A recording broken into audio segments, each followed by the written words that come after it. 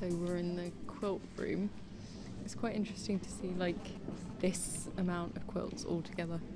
I find it quite ironic how she's placed all her hatred and fears and insecurities on a quilt, which is meant to be kind of comforting.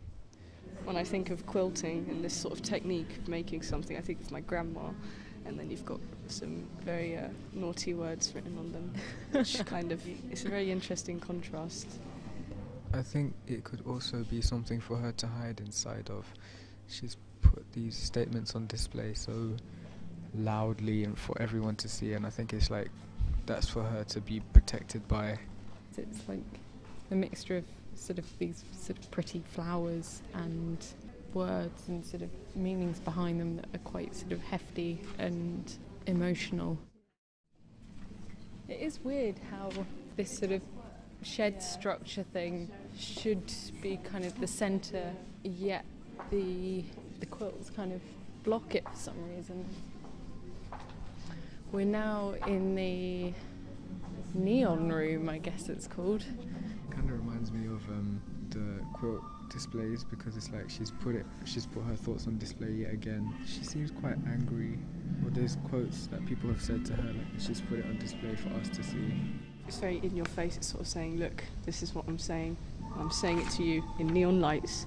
It just reminds me like when I'm walking through Soho sometimes, you had that sort of neon sign, that sort of sexiness, you know. And Vegas as well. And vagueness, yeah. It almost reminds me of when kids write on a sheet of paper when they're bored at school, and then start scribbling the stuff out. Like, she sort of says it and then wants to unsay it. The staircase really is like, it's a jumble, it's not connecting, it's not going anywhere. It's sort of like several dead ends, like she's lost. I quite like how the room has all these really sort of muted colours, and then these sort of three pieces with sort of extreme white lights reflecting all the other works. Well, first impressions of the piece is that it's a very dark piece and it's got a sinister atmosphere. And then that's emphasised by like the black sort of figure in the middle, who we think is a nun. It's interesting how her face is covered up. It's like she doesn't want to be seen this way. Like she's embarrassed, or like she wants to hide this part of her. I'm surprised at actually how much film stuff there is in this exhibition. I didn't sort of expect that. Her films are quite humorous, aren't they?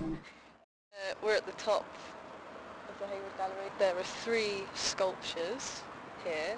There is one tall, sort of, it looks a bit like a tower. It's got a neon light in the middle. There's a plinth with a woman, at least I think that's a woman, some sort of body lying on it. I find the 2 empty chairs representing kids or loss of kids is a little bit simplistic. Chairs are really quite lovely.